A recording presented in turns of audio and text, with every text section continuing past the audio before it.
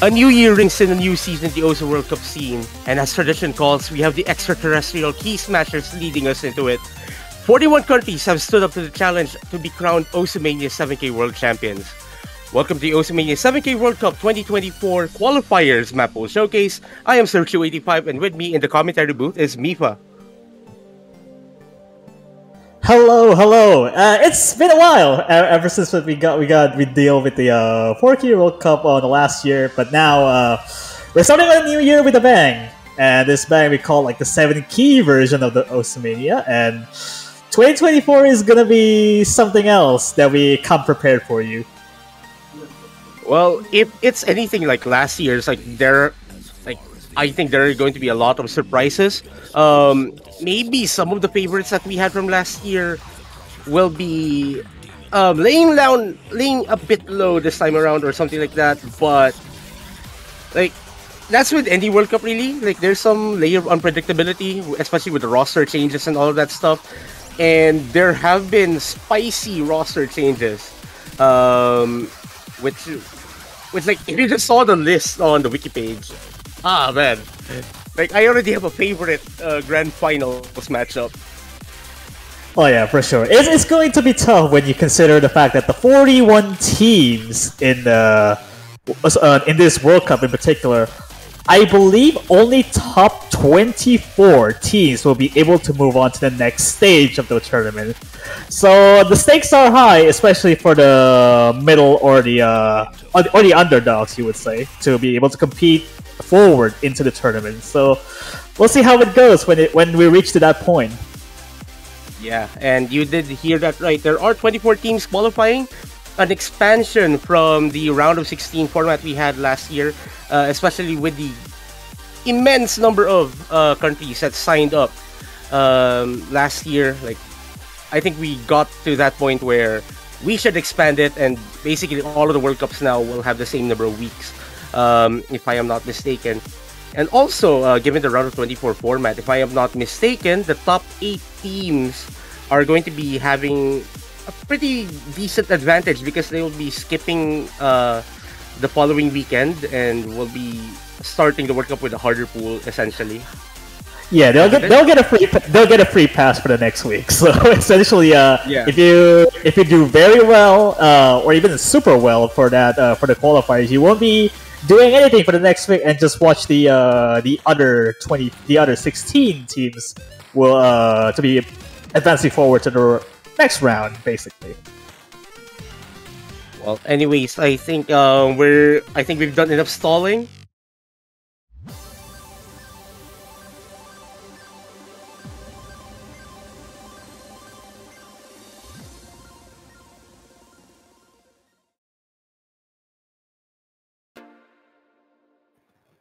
And yet, so here we are with the first stage of the 7K qualifier here. We got Mini Short by Ruby Miner. This is charted by Paul Kappa for, I guess you would kind of say that this is more of a technical issue, almost an early round sort of like the thing. It's like 4.5 stars, but the OD is actually pretty high for this one. And you would think that this would be not too much of a challenge, because what it essentially does, if you remember from last year's Grand Final, I think it was Minerva, has almost the same whack stuff, except this is very much an early round. Yeah, there have been there are lots of pretty wacky patterns in this chart. I mean, like what we've seen from Paul Kappa starts from last year. Right? There are some pretty technical stuff here, like we see these mini jacks that you had the Grace Notes a few moments earlier, but at least relatively speaking, this is pretty still in the more comfortable range, especially for the higher level players. But I mean, this isn't comfortable at all. Like the density probably will be a problem for some of the more mid to lower end teams, especially to be fighting for the spots later, fighting for the spots in the bracket. There we go. Yeah. And then here we go again with these Grace Note chords Uh, you shouldn't be cheesing this, especially with the OD. Yeah, OD 8.5. When you cheese some of these patterns, you would just bet. You would bound to get a lot of like 200s and whatnot. You almost cannot cheat the patterns in itself. When you see the patterns like that, you would almost try to hit it legitimately, or else you would pretty much in a dire spot where you're losing so much accuracy on that one spot.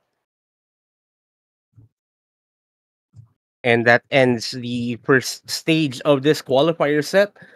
And also, this is a pretty fast one. Like compared to last year, I think this is a bit shorter in terms of length. So maybe, but it's only like what, a few seconds of difference, really. Now let's move on to the Yeah, second stage.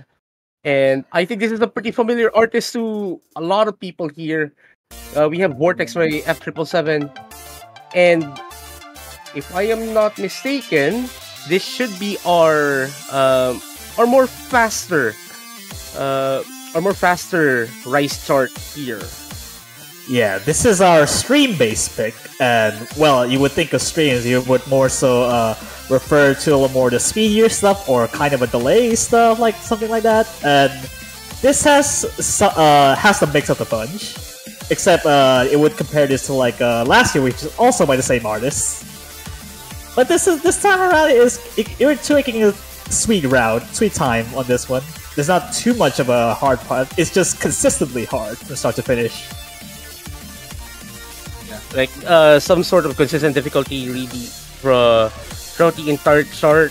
And something to note as well is that at least from what I remember from last year's chart, the stairs are a bit more rolly compared to what we have right now, where you're basically doing split rolls or split stairs, whatever you call it.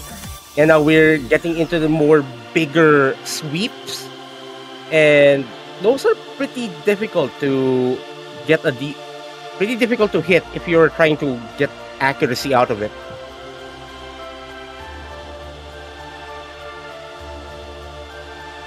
Yeah, we're entering like pretty much a break section, but once it starts to get in once again, and even then, I don't think there's any more breaks after this, especially with streams getting kind of a bit awkward. There's some sweeps here and there, but also you would mix it with a sporadic, just normal two or three note core streams like that.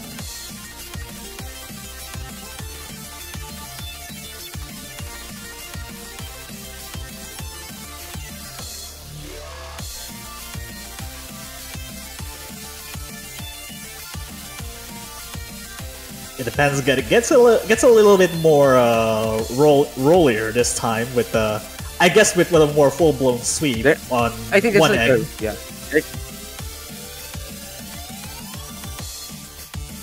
Yeah, here we go. Like that increasing density, like it's a pretty relative increase. It shouldn't be too bad.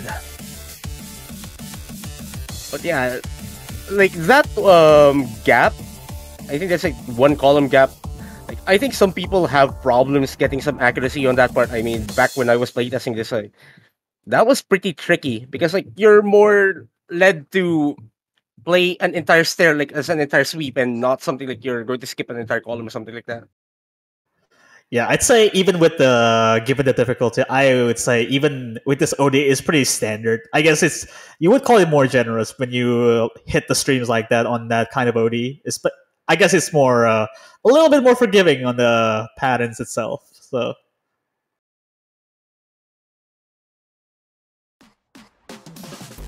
And I guess we're moving on to our stage 3. I believe this is also our generic hybrid pick. This is by Wonky, Altair by CXNX. I guess you would kind of call this an original or some sort, but you know, when you say that this is generic hybrid, it's got everything in it. Although it's entirely more section-based like on the hybrid. You get LNs and you get some core seams on one part. So I guess this is pretty much I guess you would kind of say it's more of a farm in terms of accuracy, but not really by much because it's OD8. Oh yeah. And I mean OD8, and you have to remember, especially this is a hybrid chart. While this is way more reliant on rice notes, there are enough LNs here to lower your score if you're not careful with your LN accuracy. And we're getting into the more noodly part of this chart. And you also mentioned, like, at least for the more generic hybrids, like, these are pretty straightforward to play. This is something you'd maybe expect in the some ranked charts in general. They're probably more comfortable, but at least for the charts that we have in this qualifier set, like, there is a level of abrasiveness, and you're seeing it right here. More these symmetric patterns that we see here every now and then. They are deceivingly abrasive. The structure is simple enough to the point that you can actually just play like a normal you would play as a rice or just generic hybrid, really. But at that point, you would also need to watch out for the long note sections on one part, basically, because it doesn't really give you much of a room for a breather when LN does kick in. And here we go, like, more of these heavy hitting LNs. Like these patterns, those LNs are actually pretty technical. Like, if we're like looking at a more, let's say, LN density chart, like those patterns, like, you could probably just go hit them like just a plain old stare. But with the OT in this chart and with the rice support as well, like, you're kind of forced to hit them legit.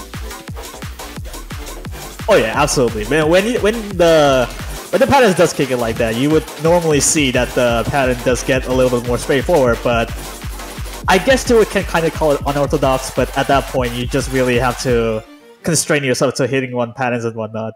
And I guess the ending has some off snaps to it too, so you really don't want to hit it straightforward. But I guess that would believe that's our stage 3, and all I can say, oh boy, if you thought that this the BPM is pretty standard for stage 3, just imagine if you cut the BPM in half and you get stage 4, and I believe we can show you how absurd stage 4 would be, and it's going to be Stargazer. This is our coordination LN. Almost, you would kind of almost say that LN release pick, but here you go. Stage 4 in this World Cup qualifier set is designed to practically combine LN coordination and release. So this is more of a general LN control chart. Also, just a comment really on the song choice here. Like, I'm pretty sure whenever we see Stargazer, we'd be expecting a chord jack chart. Like, oh yeah, this LN. is yeah. Well, I mean, we have Stargazer SP13 on BMS, which essentially just like a 4 to 5 note chords. Every now and again at the basic last 30 seconds of the chart. This is kind of that, except this is backloaded. Very backloaded. And I just gotta mention, this is my favorite chart of this entire set. And I'm not sure if the players would agree to this, especially those who have played the previous 2 World Cups that we had Rainy Girl. Like the coordination type of those charts are pretty different to what we see here right now. This is leaning more towards like semi-inverted LN stairs or something like that. The reading here is pretty different. We have a pretty fast BPM as well compared to what we had from the previous 2 qualifiers. And I guess most people are gonna tank right here. Oh yeah. Fields are a pain to hit. Yeah, just ascending to descending LN really. You coordinate the LNs, but you also hit them as you kind of would normally hit ascending chords and then descending chords. Except one LN is going to be whole one after another. It's just on a whole different coordination right here. I just saw Maple Syrup comment that like somewhere, like the stairs are apparently the easiest part. I guess I'm pretty different in a way. this section here, I'd say is pretty straightforward, but it's just so backloaded. Like you have to be super careful. Try not to drop your combo here. And even then, I also forgot to mention that the OD is also on the high side for this one. It's not you would normally see LN coordination or release being OD 5 to 6, but this is 6.5, so this is definitely on the high side. It is, but it's not the stupid kind of high, though. Like if we're pushing this OD7, I mean that will be the kind of stuff I would be putting out. But it's really how the Maple selectors really wanted. Like you wanted the accuracy, but you want to give them some sort of leniency, really, to at least be able to move around because this chart isn't exactly the most comfortable to play. Anyways, let's move on to our stage 5, and we have a pretty good one here. Start remembering energy synergy matrix, and this is our mixed rice pick of this qualifier set. There is you heard it. There's a ton of variety in the patterning here. I mean, we're already seeing quite a lot of mini jacks, a lot of bursts, some heavy hitting chords. Though I do think that a lot of the players will be having fun with this start. Oh yeah, especially when the variety for this chart, it actually goes a long way for this one. There's not like one section that is like almost copy pasted or something like that. It's just different every time. Even though there's some similarities here and there just by symmetrical patterns, but every section feels like you're playing a brand new patterns here and there. But you see some kind of struggle with hitting the sweeps and bursts and whatnot in the mini jacks like that. It could impose some threats, but not too crazy about it. I guess it's an interesting question to ask, really, at least for the play basic. Do you prefer, like, whenever you see mini jacks, do you prefer the chord to happen before the jack, or have the jack note lead to a chord? Like, which do you prefer? Because like this chart has both of them, and I'm not sure what the players would find easier to hit.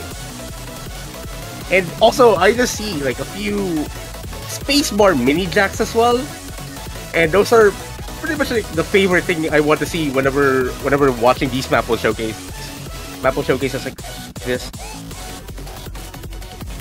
Yeah, especially when the chords are really hard hitting enough. I believe you almost cannot discern what players would really want to have the mini jack on before the chord or after the chord. It just plays almost the same, but except the fact that the I guess in 7 key you would normally try to make sure that the chord the mini jacks are before the mini jack happens. It just lands the chord first and then the mini jack. But I guess in the 7 key sense, you there's a lot more pattern variety into it. All right, now we're done with 5. Now let's go to the 6th one, and this is going to be our more chord stream oriented. Wait a minute. This is number 7, I think. Yeah, this is number 7. I believe we skipped the stage for this one, but I believe we're just gonna get into it. This is our, I guess you would kind of say the more the mixed LN pick. We already have mixed rice, and now this is the mix of it. And of the LN oriented picks here in this pool, this is the more, let's say, physical, the more dense chart. Personally, I find this easier to get an S on. That's what I get with coordinate, really. I guess when you say more density put into play for the LNs, you would normally play them as a dense LNs, not really even coordinated, because it's score V2. It's just, you almost play like a Rise, but you have LNs into it. I guess that's the nature of getting scores that are getting S or beyond that. But you do get the elements of a more LN control skill set here, like the coordination release aspect. Like you see this pattern. Like if you're playing it, you're a more experienced player. Like you probably just play them like a regular old chord drill. But these are LNs. You have to be super careful with your accuracy here. Oh yeah, you wouldn't really have to like be too relaxed on here because there's some release patterns being played into it. Like you would see the some of these, even though they're straight up coordination, but then there's also some sporadic, I guess the erratic releases into it. You kind of normally don't want to tunnel vision to it a lot though. Although there's some bits of mini jack that might throw people off though. They're, I say like they're more release. I mean, no, reverse shield kind of thing. I guess some people might mistake it for a mini jack, and you have to be careful reading wise, especially that this chart really likes to transition from a more dense LN to a more sparse LN kind of stuff. Like there's a lot of LNs in this chart, and the patterning is super dynamic, and you're being kept on your toes. Like you should not relax. Try to keep your attention really because it's so easy to mess up. Yeah, that is for sure. And given OD6 is pretty much you would normally go hand in hand with LN density pick or more of a mixed LN pick. But I guess given that this is also stage 7, I believe we can go straight to back to where it belongs, and we're going back to a stage. And welcome to Den's core stream pick, and welcome to BMS almost. Yeah, and this is a chart by one of the map selectors here, No Name. And with a lot of the chord stream oriented charts that we've had over the past, two 7K World Cups? Like, this is, I'd say, the one favored the most by the accuracy heavy people, aside from the chord jacks. And I'm expecting that this should be scoring pretty high once we see the results. Oh yeah, absolutely. I feel like given the dense core stream, it should be really easy to autopilot yourself into 1 point, but you also have to remember that this also has some bursts like that. You would really normally not to be too complacent about those, because there's also some 1/3 and some 1/8 bursts mixed in between the core streams. You kind of don't want to let yourself up. Yeah, they're pretty easy to trip up if you're not paying attention to that transition. I think, if I'm not mistaken, like it should be somewhere after the break, and it's so easy to travel. Like, here we go. Like it's a bit of a polygon, really. Like those stairs, you have to be like, at least if this should be second nature to like a lot of players, but still, like it's something you have to take note of. It's pretty easy to lose track of your rhythm. Also, when you say that this is should be relatively high to score on, also you have to remember that this is also OD 8.5, which gonna be a little bit of a challenge to score high in the first place, especially with those kind of bursts that you really can't cheat them. And here the ending quarter, like, it's a pretty dense, quite dense section. And I think some of the players might want to manage their stamina, especially in the break section. Try to relax a bit more, loosen up a bit, because that part is pretty demanding. Yeah, it's not quite the BMS ending, but you would normally see some denser patterns, but not as harsh as you would think it is. But I think with that, there are already like 7 stages, and I guess we're moving on to the final stage of the qualifiers. We got Stuhu by Raimukun, charmed by Liju. This is our mini tiebreaker-ish pick. Well, you have it in the intro. There's a lot of things going on already. Indeed, a lot of things. And this is, you already saw the starter name. It's Liju. Like, we're expecting like beautiful patterning here overall, like aesthetically pleasing patterning. But on your fingers, oh, good luck. Yeah, there's a lot of abrasive patterns, especially with those streets that you already see, and then some more of a polyrhythmic, almost kind of delay-ish patterns. But even then, the rise by itself doesn't really pose too much of a threat, because when we say that this is almost a mini tiebreaker-ish because all those things happening all at once. You have to remember that there are also some sporadic elements here and there that might you actually have to transition into one part one after the other.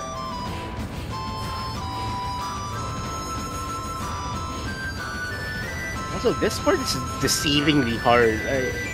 Like you saw, I don't think that you should lose track here because the rice notes can easily trip you up, like trip up your holding power. Oh yeah, there's some bits of anchoring here and there, and also some that reverse shield that might actually give you some edge to it, but the elements by itself are already pretty confusing, and then you get into this, which more, well, dense patterns on the LNs and whatnot. Very dense, and you see those triple jacks as well. Very abrasive patterning overall in this chart. Very tricky to read as well.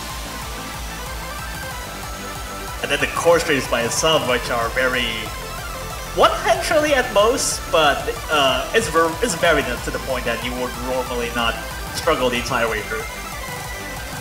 But again, like at least this section is very, very satisfying to hit. So if you're one of the players really be able to manage your stamina. Also that ending, yeah, I forgot about that ending. Be careful, try not to choke that. Try not to choke. I've also tried not to forget about the ending as well, because I would believe that that's a 20 notes being missed if you do not hit them at most. Yeah. But yeah, that's all of the qualifiers. We already have 8 stages that are really, really spicy for the players to dig in. Compared to last year, I cannot really say if this is like an easier set or a harder set, because there are definitely a lot of charts here that are different enough. Like they test a pretty different skill set to what we had last year, especially with the change in direction with how stage 4 is being done. So the players are up for a pretty interesting challenge here. Yeah, even if you look at the differences in between the qualifier structure in particular, I believe you would normally see that stage 1 is a bit different than most, especially when you consider the fact that the last year's Grand Finals also has that kind of thing. Stage 4, you would normally see that this is more of a coordination, but I guess the coordination is kind of an understatement. So, and then the stage 7 and stage 8 are different enough to the point that it might look easy when you look at it on the screen, but it's kind of not really when you play them, because it's different enough that it would impose some score deviancy from that too. So you would have to practice a few times to get a grasp on what you were going to be playing at. So it really is for the entirety of the qualifiers. That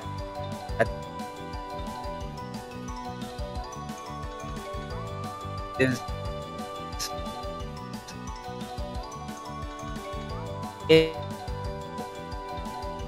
and for the results and the round of 24 Maple Showcase.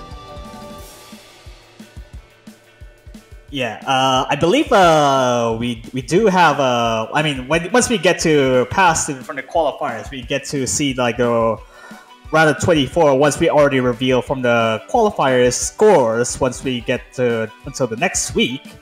And I also believe that we're given that the round 24 is going to be spicy here on out, I believe once we get to 41 teams in total, I believe there will be 17 teams that will be fighting on the line just to get a spot for the round of 24 too. So for the underdogs, really try your best and do your best for the qualifiers, and I believe that would be all the roads for the qualifiers. And I believe we don't have much more to say other than maybe for the teams that are be participating, we'll have to wait for the schedules and do their reschedules and whatnot for their teams to be able to play in their designated time. So do you have any other words to say, Suchu, before we close out the stream? Well, just a massive shout out to the map pool selection team and the custom charters who made the stuff that we've seen over the past half hour or so. And to the players, good luck and have fun with the qualifiers. I hope that you get a run that you'll be proud of once we see the results next weekend. And that should be it for us. This is Sir Q85 and me in the commentary booth. See you guys next time.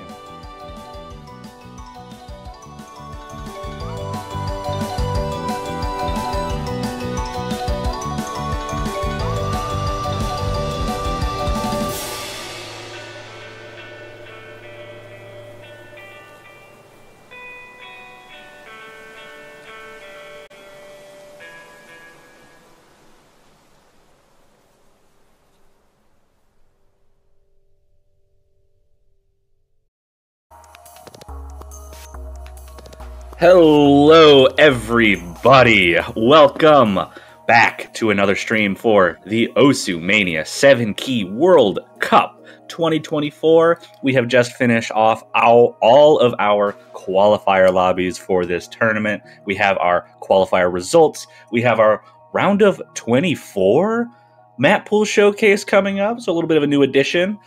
Those two things upcoming. I am Toph Daddy here as one of your commentators for this stream, joined by Mifa. How's it going? Hello. I'm excited, you're excited, and we are all excited to see how the seed qualifier reveal will turn out to be, and especially when most people, and I guess all people, would be dying to see how it for the teams actually turn out and who's actually going to be the top 24 teams that are able to qualify further into the tournament. And yeah, we'll see how that goes once we actually get into it. Yeah, and just to clear up how this is all working, we are not misspeaking when we said top 24 are qualifying. There is a round of 24, a little bit out of the ordinary for these usual tournaments, but 24 teams will be qualifying. The top 8 seeds from this qualifier set will be getting a bye for the upcoming weekend and will face the winners between the seeds 9 through 24 who will be playing in this round of 24 map pool. Everyone under 24, everything else is fine, normal. Under 24 will not qualify and will not move on. Yeah, absolutely. I feel given the teams that are actually playing in the qualifiers right now, I think this qualifier pool has been quite a bit of showing, especially even though they are different structure than the last year's map pool. So I believe it would be interesting to see how the scores actually would be if it is translated into into the qualifier structure that would see how the teams are qualified in this way. So yeah, but I think that's enough explanation for now. I believe we are ready to go with our seeding showcase to start off. 38 teams competed, so we will be showing from the top to bottom. So seed number 38 here, starters of our non-qualifiers, is Iraq. The Smasher, Snee, and Cherno ET not able to pull it together for their team, but they will be starting us off for the seeding here at number 38. Yeah, it looks like given that Iraq has been actually an impressive showing for the qualifiers to be able to play for most of these map pool. I believe it's still pretty impressive showing for Vortex in particular, which I believe that would be the stage 2, which averaging almost about 800k, which is not something that people would actually go that far, especially when you play into the 7 key. But I guess this would be impressive showing, and can't wait to see how the next year would be for Iraq. Yeah, absolutely. But that is our seed 38. We'll move into seed number 37 at Guatemala, Votchis, Chichan, and Karate Fanboy. Similar showing. You said stage 2 was pretty good by Iraq. Same thing here with Guatemala. And you can see even a little bit of improvement on that stage 3 Altair. As well as Aurora there. Looks like they have a little bit more comfort with the long notes and the hybrids, but still just a little bit below what's needed to qualify. And again, really, these are hard qualifiers, so even just playing through them and getting these kinds of scores is something that we like to see. Yeah, I mean, especially for Aurora, I guess the core stream chart that has been It's been pretty hard. It's a tough course stream chart for the qualifier. So I believe like even getting like a 1.3 million is already pretty impressive just to be able to play or even pass it. Yeah, absolutely. But we can move on to seed 36. We won't be spending too much time on these first few seeds. Just as we get closer to qualifying, we'll be speaking a little bit more. But Lithuania will be our number 36 seed. Same kind of story, pretty consistent. Has a little bit of that boost on the rice, and we're starting to see consistent 800Ks on all of these, accuracy-based rice picks that we're seeing. We're more so seeing the difference between the team's abilities to get really good accuracy on these maps, and then pushing the physical boundaries where, stage 5 and 6 and 7 and 8 kind of get a little difficult to deal with. Yeah, they do have some merit especially for the first two stages, especially getting 1.6 and 1.6 in the Miniature and Vortex is impressive. Show they have shown some decent tech scores here, especially for Vortex. It's also very hard to get impressive scores overall. Absolutely. That's seed number 36. Seed number 35 is going to be Italy, another two-man team. We're going to actually see quite a few of these, with countries having a little bit of trouble just building up the number of players they need. But as we get to higher seeded teams, it's going to be less common. But Italy, number 35, Caleb and Lorek there, showing a pretty good performance on Aurora there. We've been talking a lot about that map in particular, and that is pretty impressive coming out, getting that 800K average. Yeah, also for Vortex, actually, there's been quite a bit of spike for Vortex as well. We're getting from like 1.6, and now we're entering to like 1.73 territory, which not a lot to say about it. But I guess the overall rise scores here are really good. Absolutely, but that is seed 35. Seed number 34 is Finland there. Mafe and Mazzuli, another two-man squad. Looking to be a little bit more consistent. It has some really solid scores in the middle of the road there with the long notes and hybrids. And those scores are starting to climb up, but a lot of these teams very close together still. It's interesting to see that even the scores are getting a lot more consistent than like the previous team scores. Having to get like around almost 1.8, even in like Vortex and Altair, is a tough competitive spot to be in, especially when you're competing for the top 24 here. Yeah, extremely competitive, but we can move forward from Finland onto number 33, which is Singapore here. We've got Sky the Dum Dum, Howard Dong, Japinius, and Skidio there as the squad. Pretty consistent placements overall. That 30 on stage 1. Good accuracy from this team, mashed up on Stargazer as well. Yeah, what I've been showing is that even though like the early game charts like Miniature and Vortex shown to be a lot higher here, important to note that also Aurora seems to be like the lowest that we've seen so far outside of the bottom 3 teams here.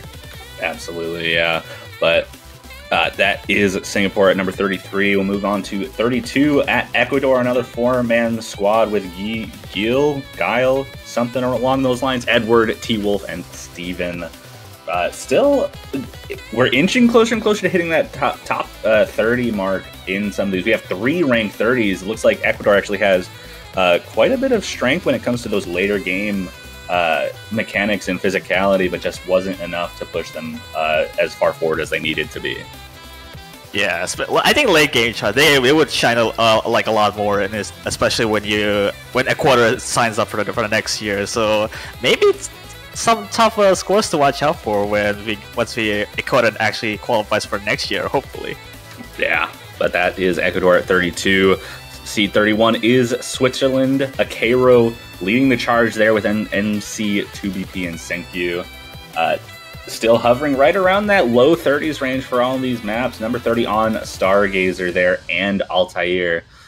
So showing some strength in that earlier game mechanics and accuracy, but not doing too bad on the later game maps as well. Yeah, strong showing for the first 3 stages there, because it's 1.7 all across the board. Maybe showing some weakness on the Stargazer in particular, which I believe it would wreck it did wreck some teams, especially like in the bottom ones. So it's no surprising at all. Yeah, but they are coming away with seed number 31. Seed number 30 for this tournament is Mexico, another two-man squad, Kopi and Dex. Finally seeing some 20 numbers here, 26 on Stargazer by Mexico, 28 on the Accuracy, Tech Map Mini Short, and then 27 on Phrase Philosophy. So a bit of a mix of skill sets here by this Mexican team. Has solid long notes and really good accuracy, but falls apart a little bit when it gets to harder rice and hybrid type maps. Yes, I believe like Vortex inching into like the 1.8 million there. Even on average 900k, just to be able to play on speed charts, that inching towards that score is still like a number 30 is already insane. Yeah, absolutely. And we're hitting top 30. We're going into the 20s. In seeds with seed 29, Norway, Endrama, Fast, Ferdy Birdie, and Messiah there. Mostly all 20s, so we're starting to see a lot more consistency out of these teams. Norway, very consistent across the board. Lowest overall score was that 1.68 million on stage 8 there, and that is really impressive.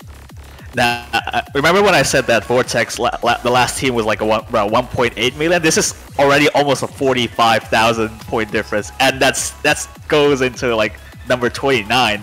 Like last team was like number 30, so it's actually really scary. Starting to jump up in score here, but Norway unfortunately not qualifying with that number 29 seed. Only got 4 teams that are not qualifying left, and moving on to seed 28 with Colombia.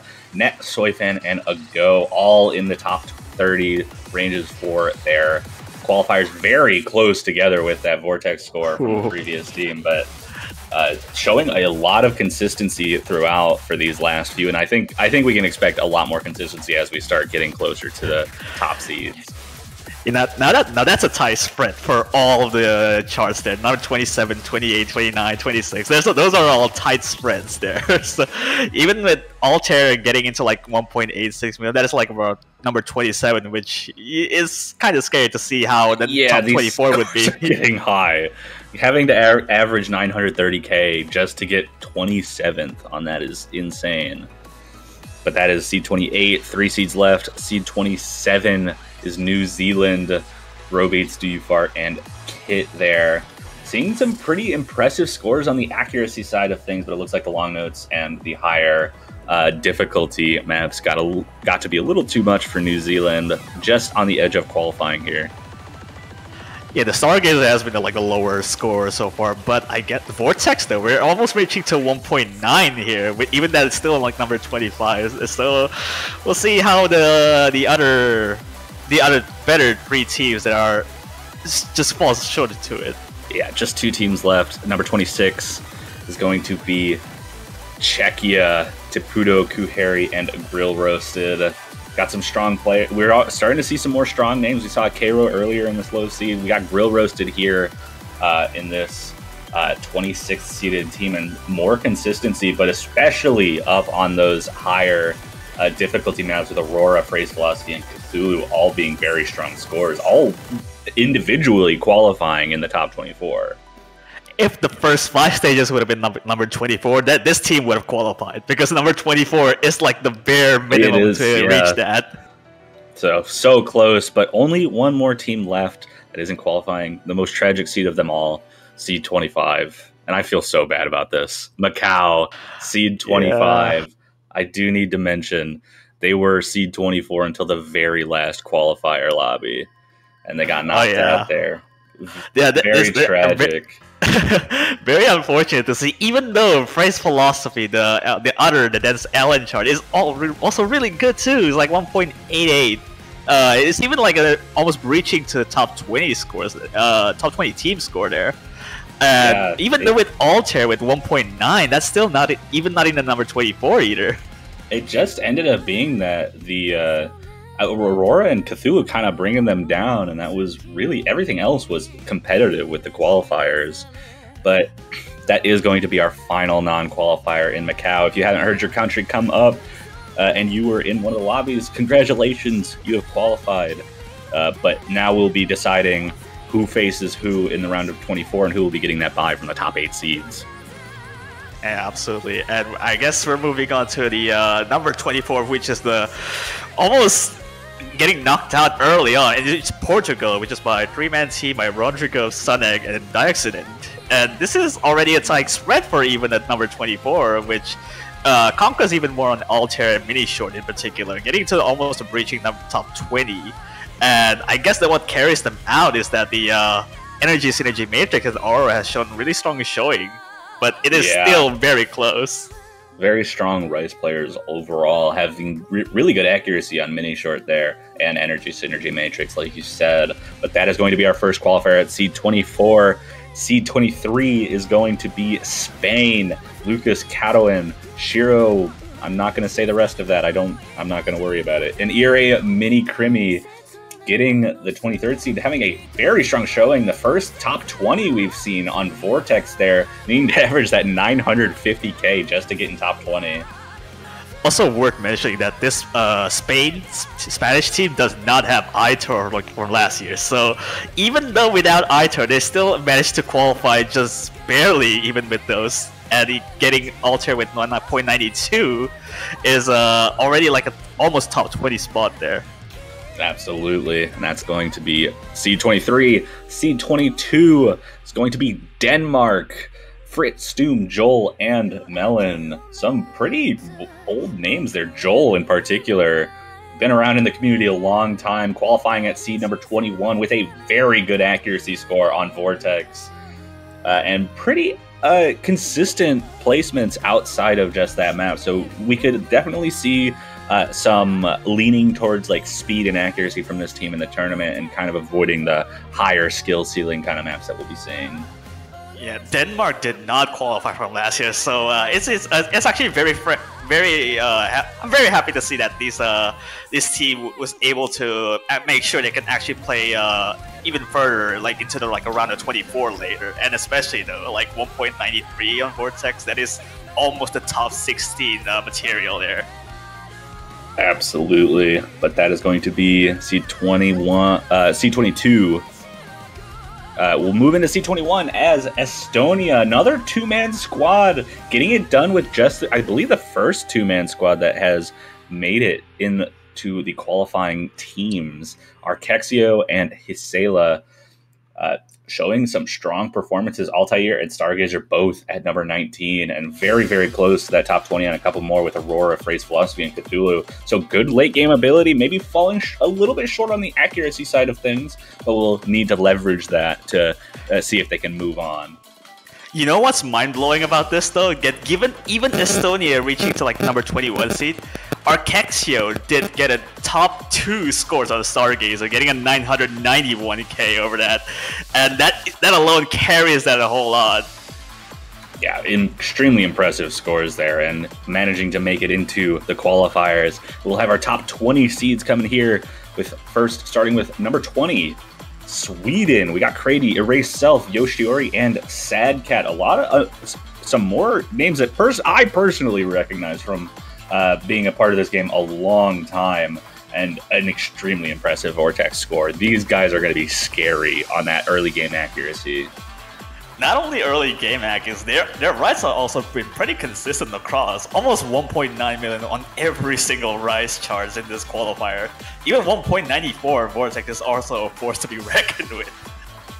Yeah, absolutely. I would not want to face these guys in round of 24. So good luck to whoever's facing them. But we can move on to seed number 19, and that's gonna be France. We've got Moquette, Jerem, Elementaires, and Milla. We have our first top 10 score. Yeah, there it is. That's solely of an LN chart. That is the top 8 already. Yeah, top 8, and then pretty consistent throughout the rest, staying around that 19 to 20 range for the most part. Doing very well on Cthulhu as well with that number 17 score. So we could definitely see some good hybrid action coming out from France if they feel up to that going into round of 24. But that is seed 19. We'll move into seed 18, which is Germany. We got Skia Whiskers, Vinces, Sinkip, and Susher with another top 10 score on the board. Yeah, that is Aurora, which almost 1.96 on the core stream chart. That is already very hard to contend with is averaging 980. So I believe that would be like just 2 FCs, like literally on that one team. Yeah, I mean 980k average for that. That's really impressive for that. Yeah. But good job to Germany on that. Another scary team for, getting good accuracy on those kinds of maps and staying consistent. But that is seed 18. We'll move into seed 17. That's going to be Taiwan, our second two-person squad. Hero, Jeff, and Eggtart. No top 10 scores here, but very consistent, staying around that 16 mark with a number 12 on Energy Synergy Matrix as well. Yeah, did fall a bit short on Vortex, especially on that speed chart here. Almost not into like 1.9 million, but even then, the other scores helped them out for getting into the seed 17 there. Yeah, absolutely. And we are moving into our top 16 now. We've got the Netherlands with Freak Tyronics, outlasted some recognizable names there, and some more consistency. No top 10s, but they've got that number 12 on Stargazer, and staying around the number 16, just like the previous seed. Oh yeah, absolutely. Given that Stargazer has been reaching the top 12 though, I mean, Phrase Philosophy getting into 1.9, that's already like a top 16. So I'm kind of scared to see how the other scores for Phrase Philosophy would scale up until then. Yeah, absolutely. But with that, we'll move into seed 15, and that's going to be the United Kingdom with Yuzi Vigatron, Captain Crow, and Zifla. We've got 2 number 10 ranks. We got Vortex and Energy Synergy Matrix, so we can definitely see this team going for some heavy focus on the right side of things, given those 2 scores. Yeah, 1.94 and 1.92 on the top 10s, and especially they're still not don't count United Kingdom out on the easier hybrids there. 1.94 on the Altair is already a force to be reckoned with to be some teams there, and you probably don't want to face United Kingdom, especially when we get into some maybe like around 24 there, but we'll see about that. Yeah, well, we'll just have to see what happens with all these seeds shaking out, but that's seed 15. We'll move into seed 14, Indonesia, a team that is very strong in Mania, is historically very strong in Mania. Dominance, Onta Bakasi, Lynx, and Violence. We've got another top 10. We've got Stargazer with the number 10 and Phrase Philosophy at number 9. So we could definitely see some long note play coming out from this team. First time we've seen particular strength with the long notes from these teams. And a number 9 performance on that high-end, difficult long note map Phrase Philosophy. Very impressive. Yeah, more of the LN-focused team we've seen so far, but although given the hybrids though, I feel like 1.94 in Altair, and even Stuhu with 1.87, which is there's gonna be some strategy going on for Indonesia if they're running out of LN picks in particular. Absolutely, but that will be it for seed 14. Seed 13 is going to be Vietnam, Hitori, Fishcake, Saren, Shikino, and Moni. Getting the seed 13 with no top 10 performances, so managing to pass up Indonesia despite not having any number 9 or number 10 plays, but 2 number 11s on Stargazer and Phrase Philosophy. Another team that seems to have a slight edge on those long notes. Yeah, we're reaching to almost all 1.9 million across every charts here, and Vietnam is almost the closest one to get that. And Stargazer and Energy Synergy Matrix is just 100 points short, and that's still like about 5 rank difference there. Yeah, it's scores are going to be very, very close for these top seeds. But that's seed 13. Seed number 12 is going to be Poland. Begjet. I was really hoping that these names were going to be easier to pronounce. Begjetka, Bijek, and the Dark Dragon. I know I pronounced the first 2 wrong. I don't need to worry about that.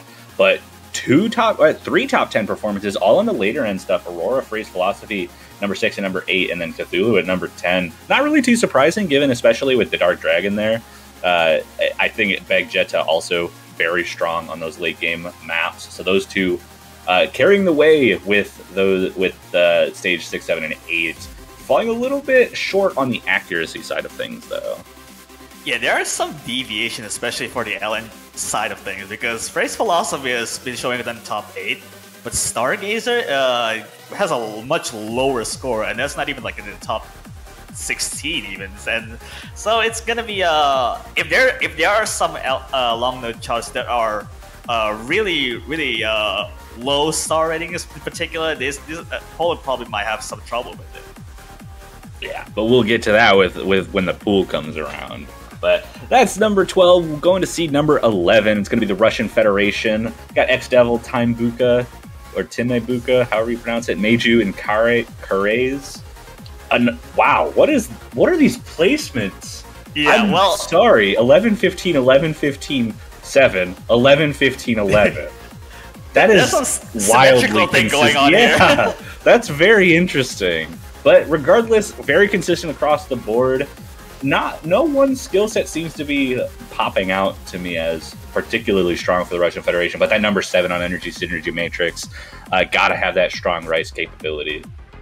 Yeah, especially with the Aurora as well. Which I guess that makes sense because Energy Synergy Matrix and Aurora almost plays the same physical role in itself, but already getting like about 1.94 is already really impressive, and that is still like a seed 11. So we're entering the top 10s now. So yeah, top 10 qualifiers. The next two we'll have to play in the round of 24, starting with number 10, the United States. Mashu, Tasty Dumpling, Potato, and Bunsen. Missing two big names that have been pretty much the rock of the United States in Stupid Man and Alter. Also missing Turney from the last couple of years. So I don't know how many people expected this team to be super strong, but getting that number 10 spot, 4 different single-digit placements plus 2 number 10s, just falling a little bit short on Energy Synergy Matrix and Aurora. Yeah, one thing to note is that even the United States has very solid all like number 9s and number 8s there, and I believe Stargazer would be the star of it, even though it's still number 9, because one of these players, especially for the United States, they better have to look out on the replacement of Turney, which I believe that would be Tasty Dumpling. There has a really strong showing on Stargazer. Absolutely, but that'll move us further into single-digit qualifiers, and the last team that we'll have to play in round of 24 before we get into the buys, and that will be Brazil. Tart, BTW, Lothus Fangirl, Casio Fangirl, and a Silly Fangirl. We've got a little bit of a naming convention going on here, but extremely strong accuracy team, especially in the Rice department. Yeah, these are the first top 3, and Minish getting above almost 1.97. All very leaning towards Rice, but you really don't count the hybrids out. Even though the Allen weaknesses becomes more apparent with Stargazer and Phrase Philosophy, but these are shy of the top 8. Yeah, just barely outside of that buy range, but we will start moving into the 8 teams that will get a buy for this upcoming weekend. And now get a free pass. Get a free pass. Number 8 is going to be Australia. A huge improvement from last year. Adding Ruka onto the team definitely maybe gave them the boost they needed, but it shouldn't. Don't count out the rest of this team. They are significantly better than last year, and that number 8 seeding really shows it, especially with 6 different single-digit rankings on their qualifiers, just falling short on stage 3 and 5 there. All 1.9 million plus on every single chart, and really, I personally know Australia well because of the other 3 additions to the team, which I believe that would be Op4, My Angel Zila, and Ruka there. And last year, they do not have these 3 players. And Bouncer in particular has been like the captain from like last year, and this is already a massive improvement. And they get a free pass for the next week, so congratulations to Australia. They will not have to worry about being knocked out in the first weekend, and they're the first team with that honor. Number 7 will be the second team here, which is Canada with Dale 940, Harambe, Nuno Taba, Shinobu, and Mr. Moo with some very impressive showings. Only one map that they didn't get top 10 in, being Aurora. And just as a note, Mr. Moo got 2 number 1s, like individual scores on both of the long note charts. that's pretty much inhuman to think about. And given Stargazer is the star of the scores for Mr. Moo getting a 993 on individual score, and even then, that's still backed up by the other player who also has got like around 967-ish score, and that nets him up number 4 on Stargazer. Yeah, extremely impressive showing on the long notes there. You don't want to run into them with any kind of long note map. No, not in any capacity. That is for sure. But that's number 7 at Canada. We'll go into number 6 here, which is going to be Thailand. Lost Cool, Kenzie, Natsurio, and Palm. Familiar names, Lost Cool and Kenzie, both very strong players, joined by also very strong players in Natsurio and Palm. Yeah. Again, only one map where they didn't get that top 10 placement in the qualifiers being Vortex, so maybe a little bit of weakness in early game kind of accuracy type games, but they don't have to worry about at least round of 24, so they get a little bit of freedom not having to worry about super high-end accuracy. Yeah, especially for Natsuria. I believe they also participated like last year as well, and this is already a huge improvement from Thailand, even though it's only like a 1 seed above the last year. Getting number 3 on Aurora, which is like about 198, that's most certainly 2 FCs there, 990 average. Yeah, very impressive scores coming out of Thailand. But we'll move into the top 5 here, starting with number 5. It is going to be Japan, Ensana, Butanic, Rain Lily, and So. Been a lot of buzz about this team. Butanic coming up. We got 2 number 1s from Japan here, both on 2 number 1s and 2 number 2s. Yeah, it's very impressive. Butanic, well-known Rice player at this point, did get a number 1 score on, I believe, stage 2. I'd actually have to look back at that again, but still, this team is really strong. Looks like they have a little bit of a weakness on long notes, but everything else is game over. Yeah, the Allen weakness becomes more apparent when you look at the scores side by side there. Like all number 1s and number 2s. The hybrid is also all number 7s. So it's getting even more... it's actually getting weird to see that how lopsided the Allens and the Rise are. Yeah, so I think their team's gonna the teams that are facing Japan will have a pretty straightforward read on what they need to pick, but that doesn't mean it's going to be easy to take them down, especially with those dominant scores on Rice. Yeah, we're moving on to top 4, and oh boy, top 4 is yeah, number 4 is a surprise to me, but yeah. Number 4 seeding will be Philippines, our winners from last year, dropping down to number 4. They are missing Barry, which might be what prompted this drop to number 4, but still very strong showing. All top 10, all top 8 scores on these. Lowest is on Energy Synergy Matrix, but showing some dominance when it comes to higher end hybrids and just long notes in general. Yeah, they didn't show like all the best of things for all the charts in particular, but even then, that's still like about top 8, and Stargazer being the star of this, the qualifier run so far, getting the top 3, which I believe is like around 1.95, which averaging 980 almost. Yeah. And that's still rather weird to see Philippines now dropping to number 4, but then that's still like a team to watch out for in the late game, especially. Yeah, absolutely. Don't let them get too far in this tournament; they will tear you up. But that's seed number 4. Top 3 are podium seed placements here. Seed number 3 is Malaysia. Finished in 3rd place last year as well. Just a 2-person squad. Just Neo and Chiwi. Yeah, so the benefits for the 2-man team for Malaysia is that you really don't need to worry about the 3rd player, essentially. So they'll be keeping the same 2 players for the entire map pool, and this is the result. Top 2 on Altair. Top 3 on 3 occasions, which is Energy Synergy Matrix, Race Philosophy, and Stuhu. So you really don't want to play hybrids against them. Yeah, very strong hybrid team there. And very good at just kind of late game stuff in general. Aurora a little bit far behind. Seems to be a little bit of a weakness on that Rice side of things, but everything else is not going to be easy to take these guys down.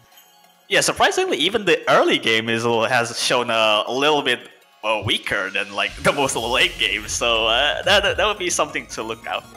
Definitely something to look out for, but they won't be playing next weekend, so they don't have to have the top score in accuracy to feel confident with where they are. But that is seed 3. We've got 2 seeds left.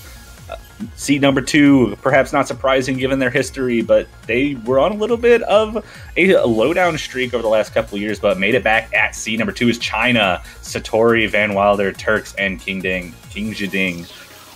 Coming there. No number 1 performances, but nothing below top 4 either. Yeah.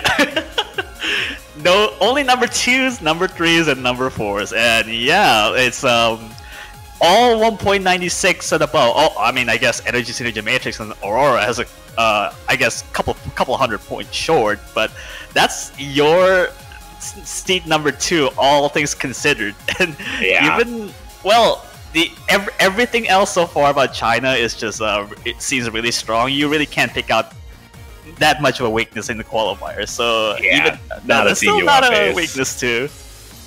But that'll lead us to seed number 1. No one's surprised ever about this. No one either. No one's ever surprised about this. But it's seed number 1. It's going to be South Korea. Did not win last year, but did place number 1 in the seeding last year, I believe. Got second place, falling to the Philippines in the final round. 2 number 2 placements and 6 number 1 placements.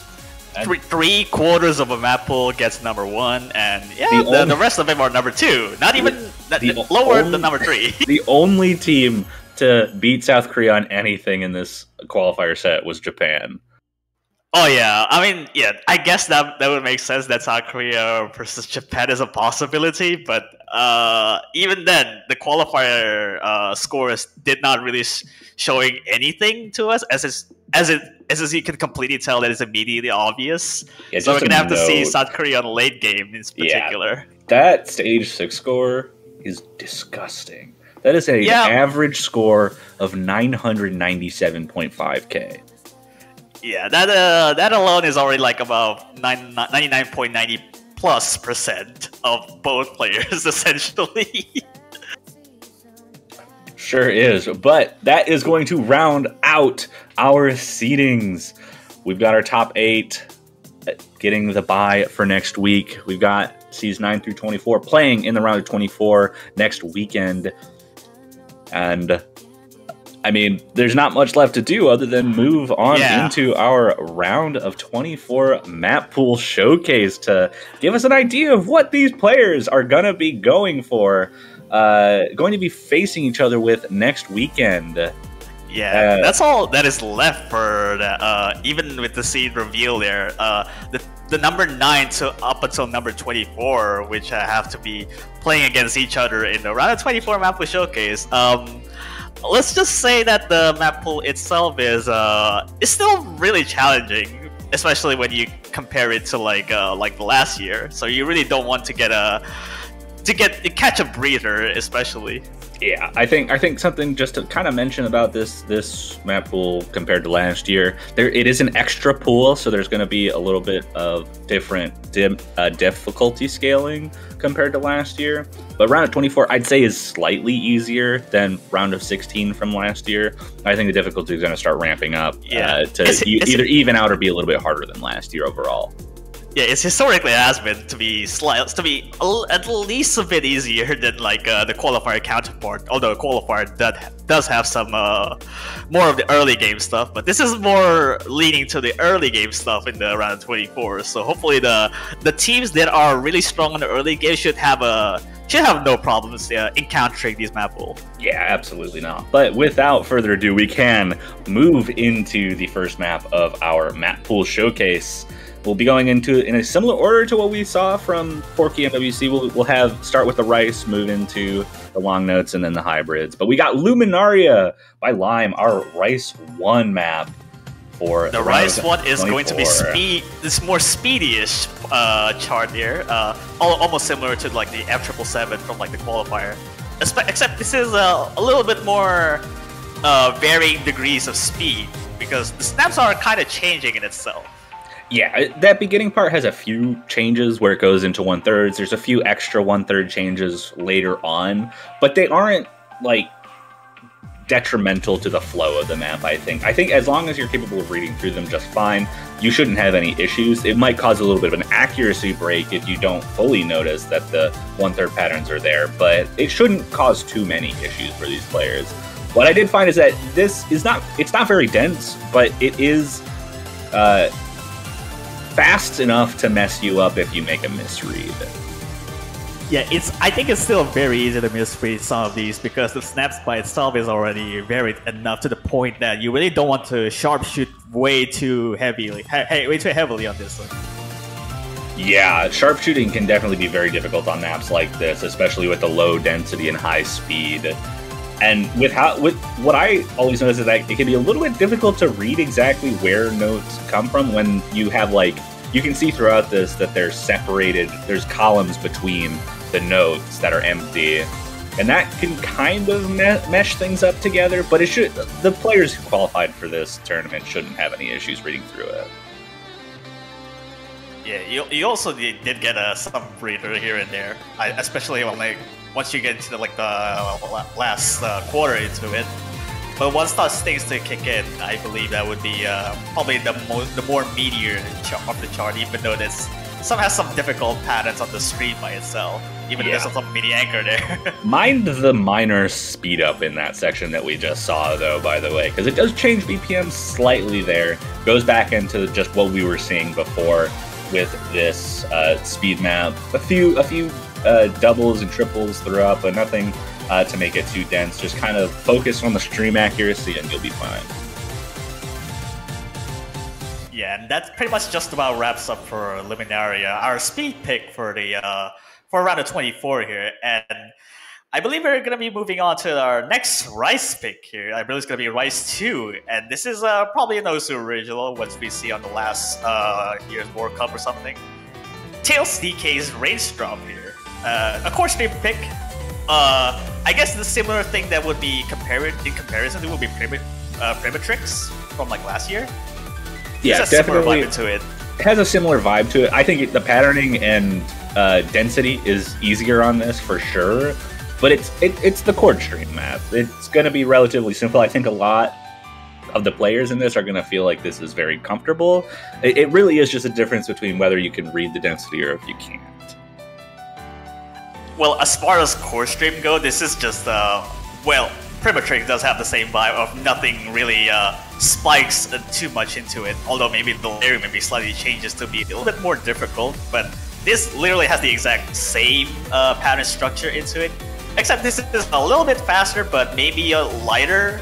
So definitely lighter. There's nothing too surprising here.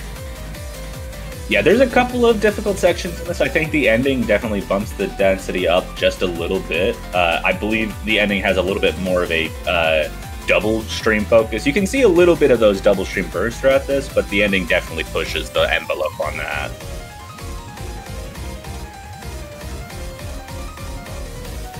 I mean, as far as the chords go, around a 4-note chord for every single bass kick there, it's definitely one thing to watch out for, especially when you try to sharpshoot this. And even then, the seed number 9 to seed 24 will have a decent time, especially for Germany, I feel, because Germany has a really good Aurora score on this. So maybe sharpshooting is a deadly pick for them. Yeah, it could be. I think most teams should be fine with sharpshooting. As far as this specific map goes, definitely easier than Aurora was, so I wouldn't be surprised to see teams a lot more comfortable. And now we're starting to see a little bit denser of streams right at the end here. Could cause some chokes, but again, I don't think it's going to be too big of an issue. I think this is going to be pretty popular throughout for this, but maybe I'm wrong. I don't really know what goes through the heads of these players sometimes, and I've been proven wrong on this so many times. Yeah, well, that's our Rise 2 pick, and we're moving on to our, I guess saying this as a core jack pick might be a bit of a stretch, but our Rise 3 pick, Flashdance by Litmus.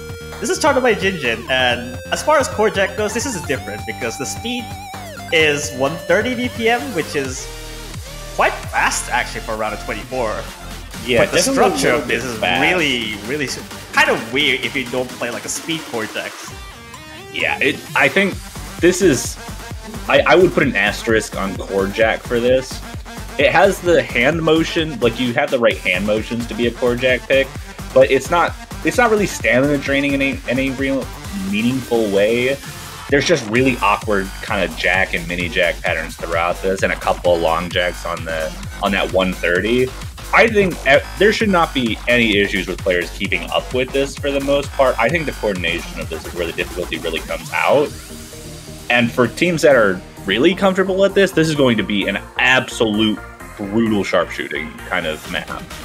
I would not be surprised to see 997s on this in any match.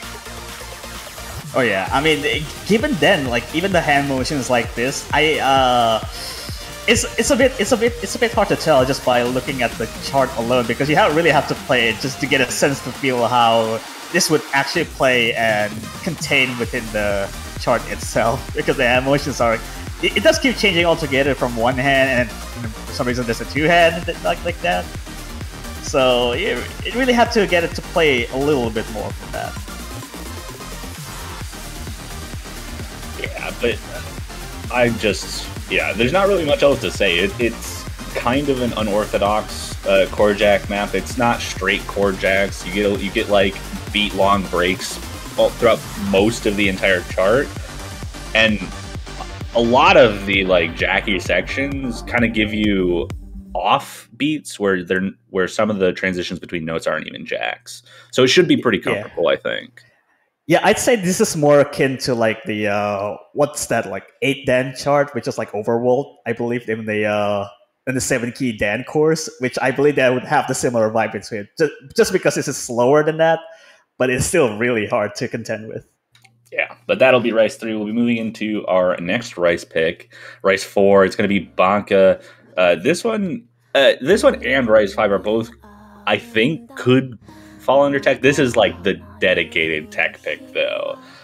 And this one's really interesting. Most of the map is not physically difficult, but the snappings on all these notes are not easy to get good accuracy on. And then there's 2 sections where it gets very, very dense.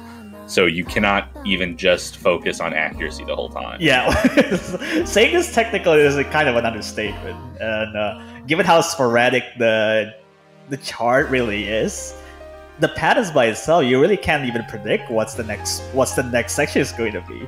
It's all different each time. Some mini jacks, some burst even. Yeah, and you can even just hear in the music these piano notes definitely not following a specific rhythm. And then it starts building up. We get a few of these doubles coming up. Still not too hard, and then it just speeds up. Yeah. This is where you kind of almost let go of the accuracy part of it and just make sure you're hitting the notes right. And then it goes right back to needing to get good accuracy on some awkward rhythms. Maybe some people would probably directly comparing this to mini short from like the qualifier, like we saw on the last week. But I'd say this is probably wilder just because the snaps are different each time, and the mini jacks by itself is already pretty difficult to contend with. Yeah, absolutely. Some more difficult patterns here. Less focused on rhythm, more focused on the higher speeds and density. And then, like I said, one extra section where it's going to be a little bit difficult. And then I believe that's just the end of the chart. Yeah, it's really just I guess when you see technical charts like this, you really don't want to get a rest for that, because the ending kind of spikes a little bit there, especially with the stage 4 mini jack at some points. Yeah, absolutely. But that's going to be our first technical pick. We'll be moving into Rice 5, our last Rice pick, and the other technical pick. This is more of mixed Rice, though. Very large variety of differing patterns in this chart. It's just wildfire Rice. It's got everything except it's just Rice, but there's a lot of diversity comes into this, especially when you consider if you combine screen pick and this attack pick and there's some speedier sections like this, yeah, you get this basically. Yeah, so we've got some bursts here at the beginning. We saw some mini jacks earlier on, and the ending starts bringing in a much denser kind of chord stream type pick. So you can't focus on just the technical elements. It does have more straightforward parts of it where you want to build up that accuracy, but having a transition between those more technical bursty patterns and then this kind of lighter chord stream section is maybe not something that's going to be too easy. Yeah, I guess this would be fairly justified to see that this may be the hardest in terms of physicality-wise, but I guess that would be true for some of the other rice picks that we've seen so far. But this has definitely some breather into it, so you really, it's just a matter of transitioning to some patterns very quickly when it happens. Yeah, and with like how often it changes kind of styles and has these technical patterns, especially with how difficult some of them are, I'd almost call this the most physically demanding rice map in this pool. So this could definitely be something, kind of sought after as a pick for some of the higher seeds, closer to that 9-10 range with Brazil and the United States. Could definitely see them liking a pick like this when they're facing off against teams that are maybe not quite as strong on the higher end physicality. Yeah, the rest of the chart just stays that way. Even though there's some pattern changes, like from going from core stream to speedier, and even some tech being thrown in for good measure. So it just really does not have a lot to say about it in particular. Maybe some transition change, but that's pretty much all there is to it for this last rice pick. Yeah, just a little bit of an outro here, bringing back those bursts. A little bit more of that light jump stream. It does feel like this goes on for a little bit longer. It is 2 minutes and 30 seconds, one of the longer maps in this pool, outside of the tiebreaker, of course, but 2 minutes and 30 seconds certainly doable for these players. But that is going to close out our rice pool. Yeah, and oh boy, the next one is we're entering into the non-rice pick, and this is your yearly April 14 almost, but we got Theme 37 by Maple Syrup. 2 stars. That's essentially what this is. 2 stars, 626 max combo, don't miss. Literally don't miss, and a nice BPM to boot. I guess only 7 as well, so might be tight on the timing releases. This is going to be ban bait. This is 100% ban bait. Well, I mean, considering the fact that every single team that are strong in Stargazer, they really want to protect this. Yeah, you could definitely say that. I could see that happening. But like I said, 626 max combo is real tough because you miss and you might lose like 40,000 points, like off one miss. I mean, especially if there's a multiple slider breaks into this. You have to contend this for 2 minutes long, so essentially you really don't have the time to think and just hold them and release them as once you see it.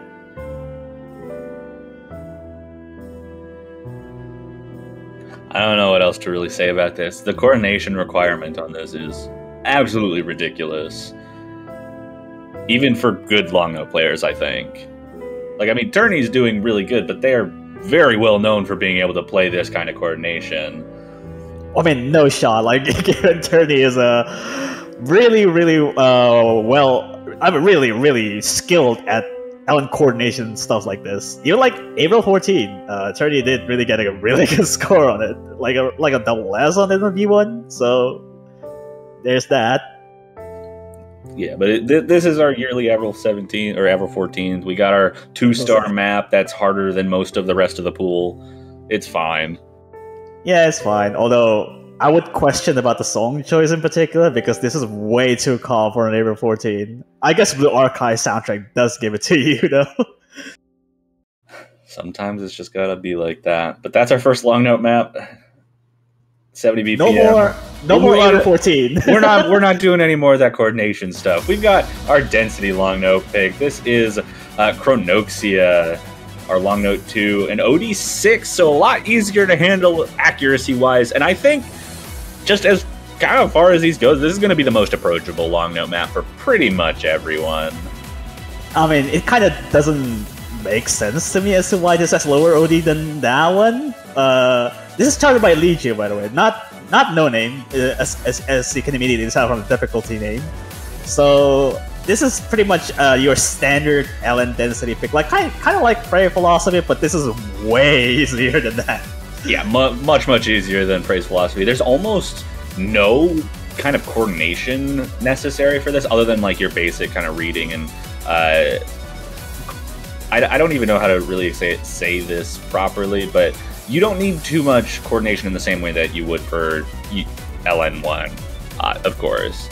So most players should be able to approach this. I think it's going to be the easiest for Rice players to feel confident in.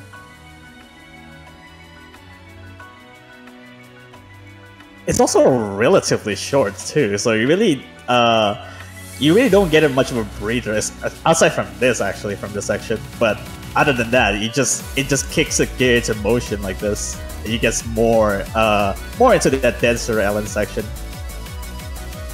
Yeah, it does get a little bit denser here, but still nothing that I think that will worry anyone who feels comfortable with these kinds of long notes.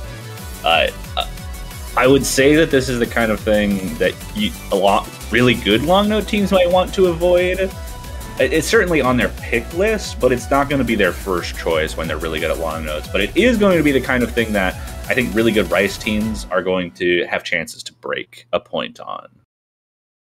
Yeah, so I guess that's the luxury of having a well-rounded skill set, especially if you can play the Rice. You can certainly have a chance of playing this, especially when the structure is simple and to the point that they can actually play it as you would normally play like a Rice pick. Yeah, but that's going to be our long note 2. We've got our last long note pick coming up, and it's going to be Crush Alcohol, met by Makiba.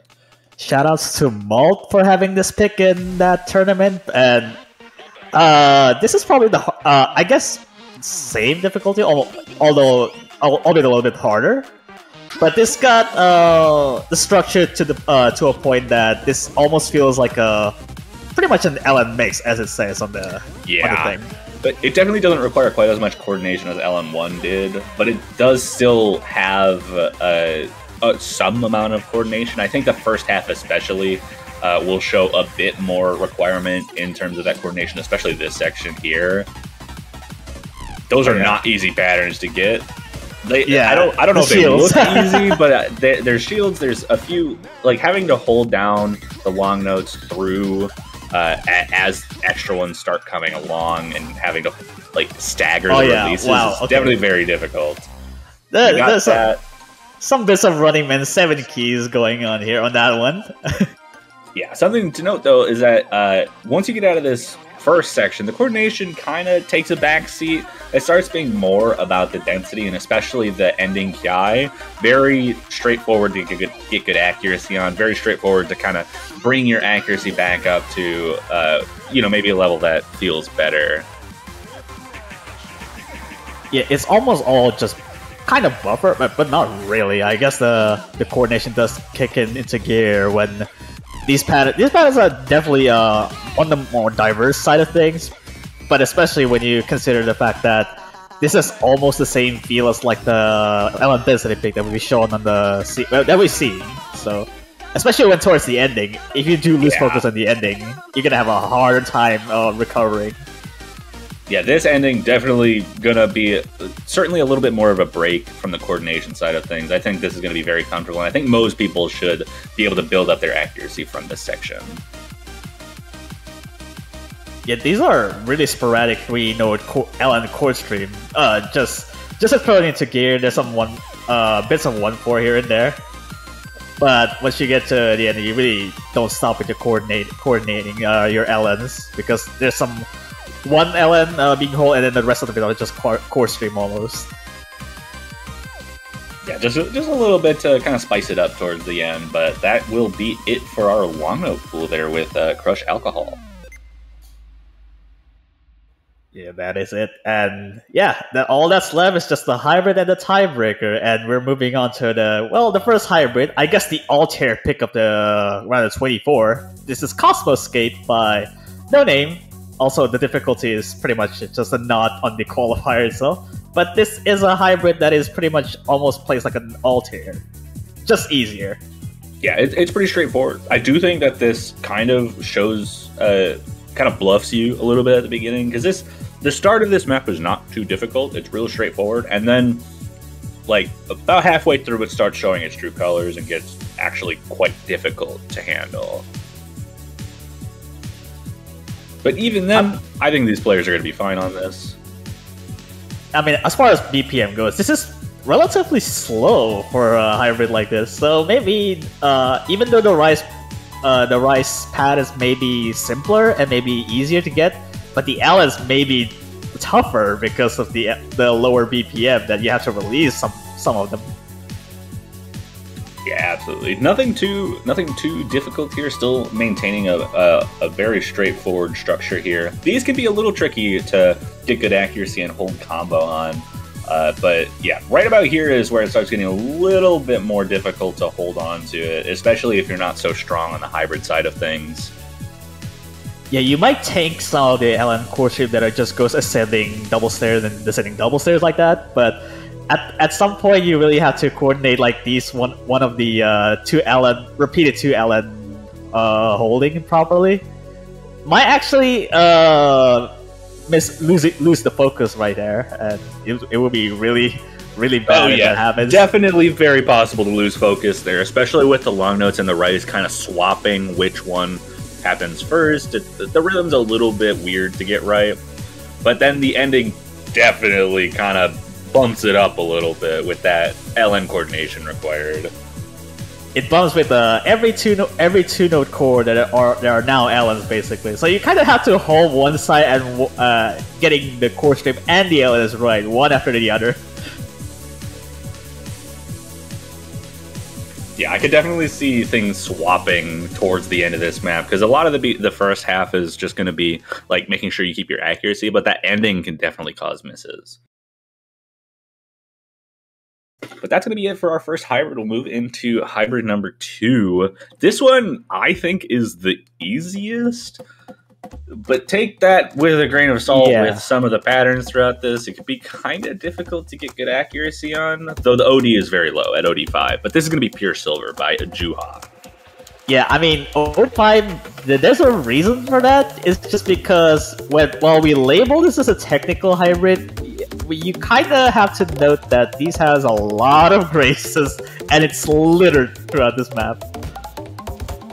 Yeah, but outside of that, I think the patterns are extremely straightforward, which means that I think most teams are going to be able to put quite a bit of focus on making sure they get the graces correct and able to get decent accuracy on that. And like I said, OD5 makes those graces even easier to handle, but it doesn't mean they're going to be free. Yeah, it's just all there is to it. Even though, I guess the replay showcase did have some troubles on getting the timings right for the flams and whatnot. It's just really, you have to really focus on maybe actually getting the graces right rather than timing it properly.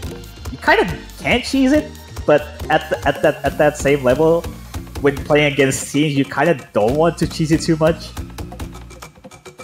Yeah, this ending does, or at least the second half is a little bit harder than the rest of the map, so you do kind of have to watch out for that part of it.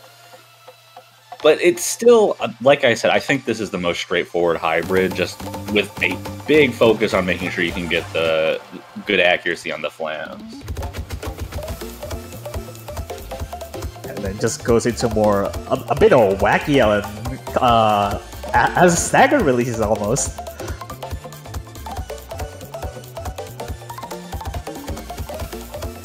This is really easy to lose focus on getting a lot of 200s on the LNs in particular.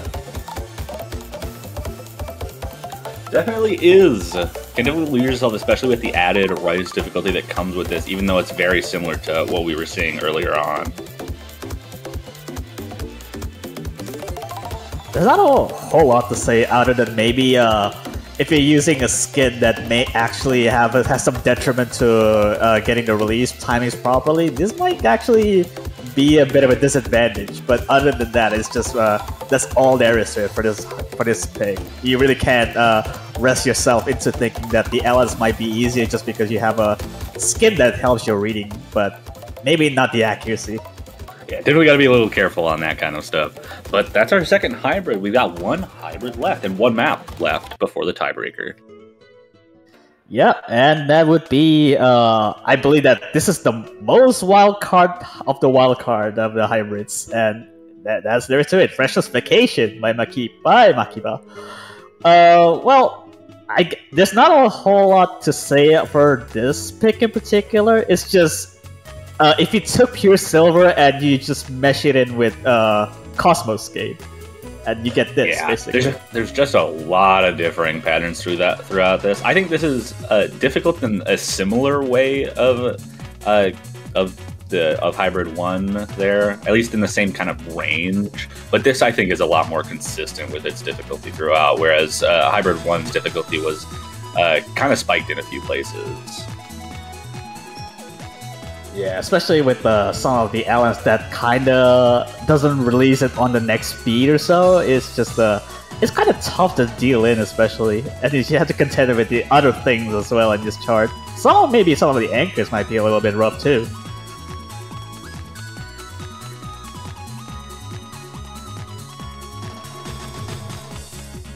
Yeah, definitely throws a little bit of that coordination required. You have a few bursts that can be kind of difficult, and it feels the most hybrid-y of the hybrids to me. There's a lot of rice notes intertwined with these long notes, and it's going to take some good reading and some good just general hybrid capability to have strong scores here.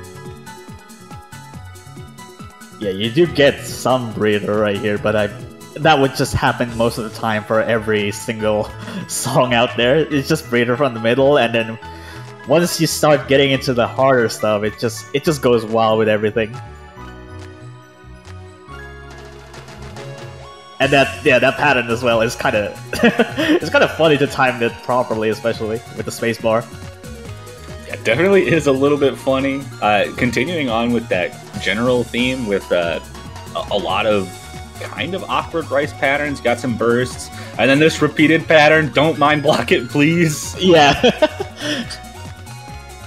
it's definitely tough, and this could definitely be like the hardest hybrid, but it depends on your preference. If you really don't like flams a whole lot, then maybe this is the one. If you really don't like Pure Silver for it to be played in the tournament, you kind of don't want to bat it. There's still this, which is probably even funnier.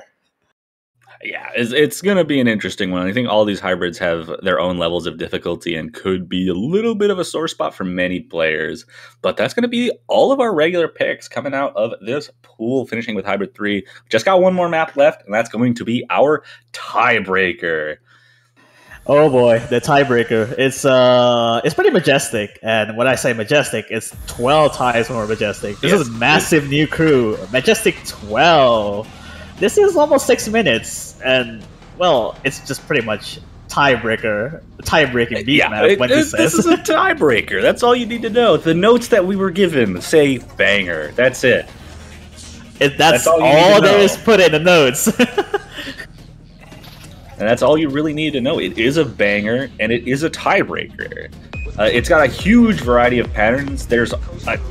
Surprisingly, I'm not used to seeing this too much with 7-key tiebreakers, but there is quite a heavy focus on long note coordination in a couple of parts. Like this intro, not the easiest to get down if you don't have the right ability when it comes to like LN coordination. Like, even by the core stream itself is already a little bit of a step up on the layering, especially. Oh, that's also like some bits of speedier section that is pretty technical to get through, but it just runs into like this sort of a tiebreaker that is almost like 6 minutes. Yeah, it might be some there might be some focus that needs to be tested here. Definitely is. It's definitely going to be the most stamina draining map in the pool. I believe the next shortest map in the pool is like 2 minutes and 50 seconds, if even that. Yeah. So big jump there. I mean, it makes sense. Kind of need these tiebreakers to be this long to test all the skill sets you can on top of stamina. Also noteworthy, this is definitely harder than pretty much everything in the pool. I think some people might argue that LN1 would be harder than this. If they don't have the right kind of coordination available, but barring that kind of situation with some players. This is definitely the hardest map in the pool, and more akin to what we might see in round of 16 when we see that pool next weekend. Oh yeah, this section right here is really pretty much of a spike than most of the LS we've seen so far. But there's some bits of kind of stargaze the situation, especially this. Even though this is faster than that, might be easier for some, but it's really annoying to deal with, especially if you go with a tiebreaker situation. Yeah, just don't go to tiebreaker. Just don't do it. Yeah. Do get a little bit of a break here. We're about a third break, of the way through. By break, you really don't want to miss on the LNs. Yeah, don't miss on the don't miss on the coordination LNs. Don't do that. Or just don't. The lunar module Eagle is again given a thorough checkout to ensure the functioning of all systems. As Armstrong and Aldrin prepare to seal themselves. This will bring us into the second half of this chart. Worth noting, this is OD7, so it's not terrible as far as like getting good accuracy, but you see coming out of that coordination section is more coordination along those, more similar to the intro patterns that we saw. A little bit harder, I think, but not too much harder. It's just kind of like a build-up, a similar build-up like from the we saw on the first like 1,000 notes or something.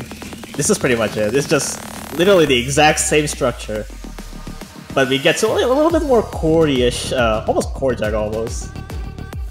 Yeah, definitely a little bit of a chord jack section, slower than 140, I believe. So not too bad. It's a 1/3.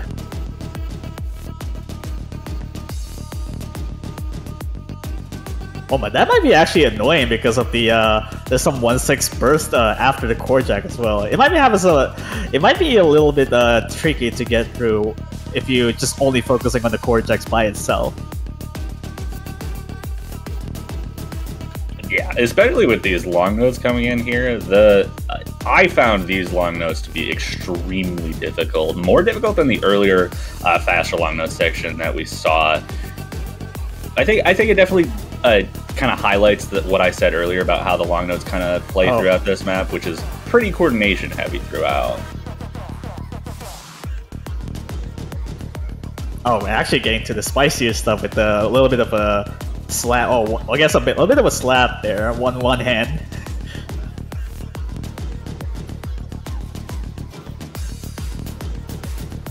Well, actually, it's getting a little bit more annoying now to deal with because of the burst actually intertwined between the in between of the 1/3 section there.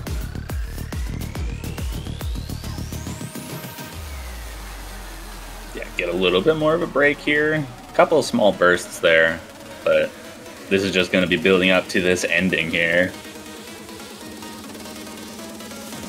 I guess more into the speedier section, although there's some bits of anchoring going down there.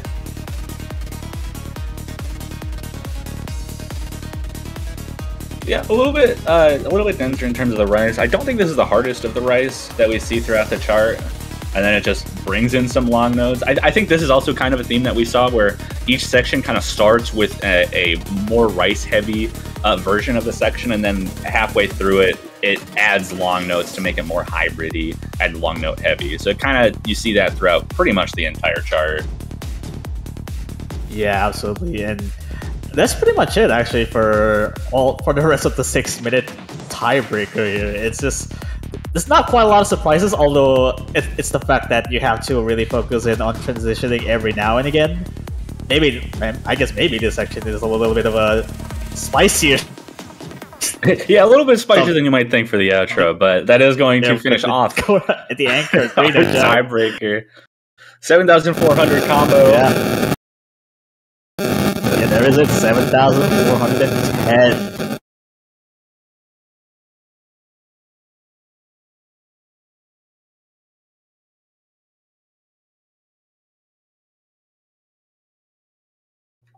Yeah, that's gonna be it for our round of 24 map pool there, with the tiebreaker there. I mean, for the players, don't get to tiebreaker.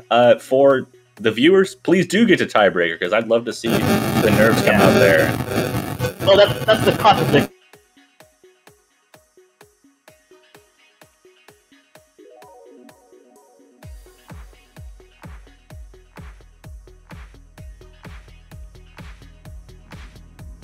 All right. Well, I don't know exactly where to go from here, but